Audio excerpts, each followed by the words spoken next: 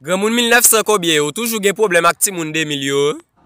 Pour qui ça? Parce que yo tap mal vive époque 1980, 1985, même la plupart kon tombe dans pays ya non. Depuis moun yo besoin benyen yo tombe roule ko yo à terre.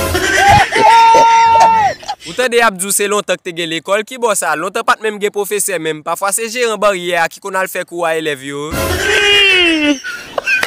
Longtemps pas gen l'église, moun yo c'est la kay yo te kon fait adoration, parce que te a campé sous do kay là et puis fidèle yo sous la cour. Époque 1975, rive 1980, pour qu'on ait pour dans pays non, moun yo c'est cricket yo te kon manger, diri sauce poisson ravet oui. C'est grave oui. Moun 1990, 1992, c'est ak fait zaman yo te kon habillé, yo rache 84 feuilles cocoyer, yo fait le fond bout de pantalon, y a marché dans la rue et puis yo plein racine sou yo.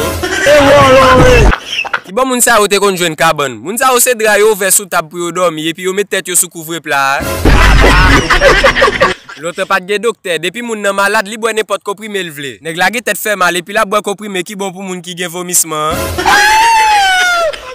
C'est qu'on y a qui gen bagay boss maçon, l'autre pas même gen bloc non. Moun nan kon prend gros boîte carton, li fait le fond caille et puis il fait porte la kon livre géographie.